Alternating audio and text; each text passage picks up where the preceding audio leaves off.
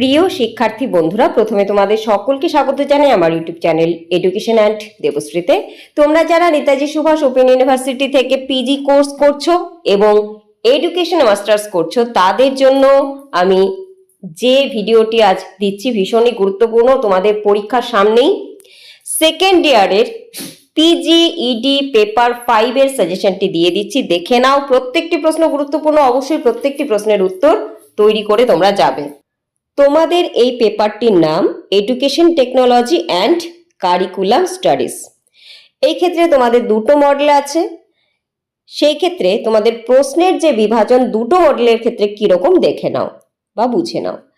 18 নম্বরের প্রশ্নের উত্তর তোমাদের লিখতে হবে একটি, 12 নম্বরের দুটি এবং 4 নম্বরের দুটি।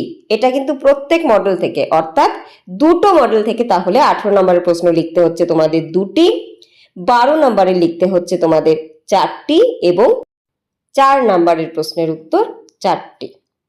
প্রথম মডেল, সেই ক্ষেত্রে কি কি প্রশ্ন গুরুত্বপূর্ণ দেখে নাও। প্রথম প্রশ্ন, শিক্ষায় প্রযুক্তি বিজ্ঞান ও শিক্ষার প্রযুক্তি বিজ্ঞানের ধারণা এবং তুলনা আলোচনা করো, বা দিতে পারে উভয়ের পার্থক্য আলোচনা করো। নেক্সট, নির্দেশ দান প্রযুক্তি বিজ্ঞানের সংজ্ঞা ও বৈশিষ্ট্য। পরবর্তী, শিক্ষণ পদ্ধতি ও মডেল সম্পর্কে আলোচনা করো এবং উভয়ের পার্থক্য লেখো।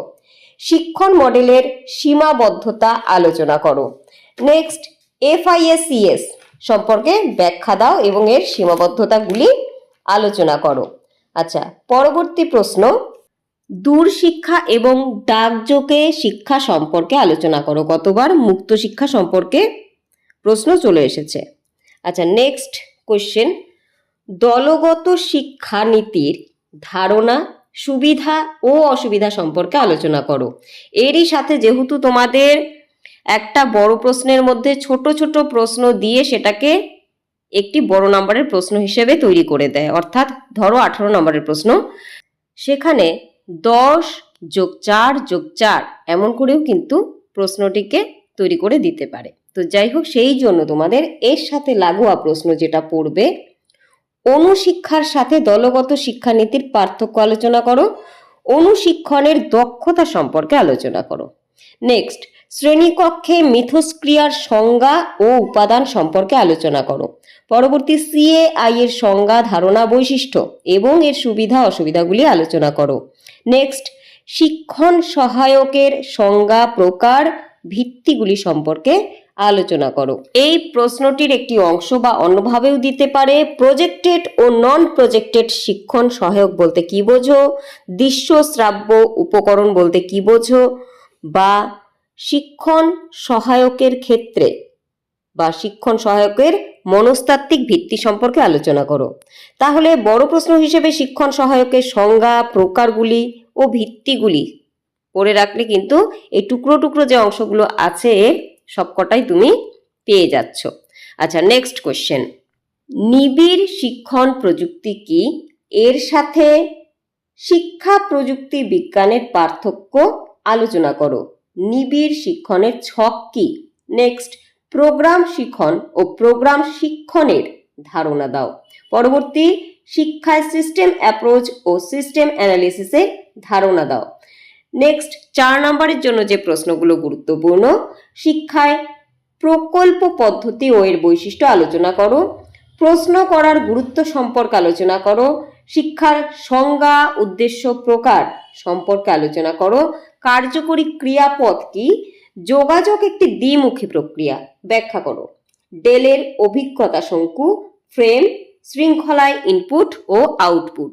এবার বলে রাখি, তোমাদের যে বড় প্রশ্নগুলো আমি বললাম সেখান থেকে কিন্তু যে পয়েন্টগুলো হয় বা যে অংশগুলো মিলে বড় প্রশ্নগুলো, সেখান থেকেও প্রশ্ন তোমাদের ছোট প্রশ্নে আসতে পারে। ধরো তোমাদের দিয়ে দিল যে কোনো একটি শিক্ষার ভিত্তি সম্পর্কে আলোচনা করো, বা দিয়ে দিল শিক্ষার মনস্তাত্ত্বিক ভিত্তি সম্পর্কে আলোচনা করো। সেই ক্ষেত্রে বড় প্রশ্নটি পড়ে রাখলে কিন্তু তোমরা ওর থেকে পেয়ে যাচ্ছ। অতএব এই যে বড় প্রশ্নগুলো, এর থেকেও টুকরো টুকরো অংশ তোমাদের ছোট প্রশ্নে দিতে পারে। এবার মডেল 2তে কি কি প্রশ্ন আছে দেখে নেই। তার আগে বলে রাখি, তোমরা যারা নোটস সাজেশনস নিতে চাইছো, অবশ্যই 9932533745 আমার সাথে যোগাযোগ করতে পারো, অথবা তোমাদের জন্য যে হোয়াটসঅ্যাপ গ্রুপ আমার রয়েছে সেই গ্রুপের মাধ্যমেও আমার সাথে যোগাযোগ করতে পারো।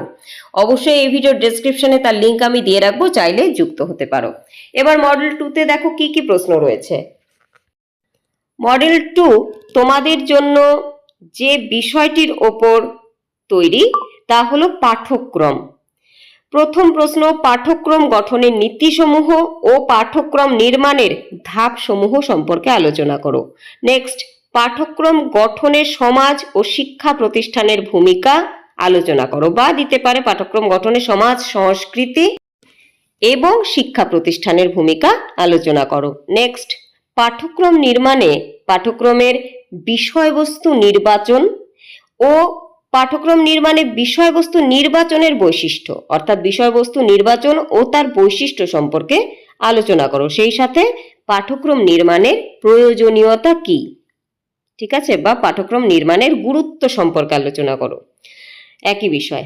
নেক্সট, শিক্ষায় পাঠ্যক্রমের বিভিন্ন দৃষ্টিভঙ্গিগুলি সম্পর্কে আলোচনা করো। সেখানে অবশ্যই আধুনিক দৃষ্টিভঙ্গি রয়েছে বৌদ্ধিক বিকাশগত দৃষ্টিভঙ্গি। অতএব তোমাদের সমস্ত পার্টগুলি এমনভাবে লিখবে যাতে সেগুলো ছোট প্রশ্নের জন্যও হয়ে যায়, বড় প্রশ্নের জন্যও হয়ে যায়। নেক্সট কোয়েশ্চেন, পাঠ্যক্রম নির্মাণের ভিত্তি সম্পর্কে আলোচনা করো। দার্শনিক, সামাজিক, মনস্তাত্ত্বিক ভিত্তি। এক্ষেত্রে বলে রাখি দার্শনিক গতবার চলে এসেছে, অর্থাৎ পাঠ্যক্রম নির্মাণের ক্ষেত্রে দার্শনিক ভিত্তি চলে এসেছে। পরবর্তী প্রশ্ন, শিখন তত্ত্ব কিভাবে পাঠ্যক্রমের ওপর প্রভাব ফেলে। পাঠ্যক্রমে শিখন তত্ত্বের প্রভাব আলোচনা করো। এভাবেও প্রশ্ন দিতে পারে, দুটোর মানে একই। নেক্সট, পাঠ্যক্রমে মূল্যায়নের সংজ্ঞা, উদ্দেশ্য এবং দৃষ্টিভঙ্গি সম্পর্কে আলোচনা করো। এখানে বলে রাখি মূল্যায়নের ক্ষেত্রে অন্য কিভাবে প্রশ্ন আসতে পারে, সামুদায়িক মূল্যায়ন বলতে কি বোঝো, অথবা দিতে পারে সেমিস্টার ও টেস্ট উভয়ের সম্পর্কে আলোচনা করো, উভয়ের পার্থক্য লেখো।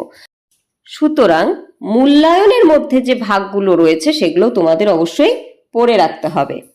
নেক্সট, পাঠ্যক্রমের প্রকার সম্পর্কে আলোচনা করো। সেই ক্ষেত্রে চিরাচরিত, প্রথাগত, অপ্রথাগত, অভিজ্ঞতা কেন্দ্রিক যে পাঠ্যক্রম সমস্তটাই কিন্তু তোমাদের পার্ট করে লিখে তোমাদের বড় প্রশ্নটির উত্তর একবারে তৈরি করে রাখতে হবে, যাতে তোমরা ছোট প্রশ্নে তার অংশগুলো এলেও লিখতে পারো।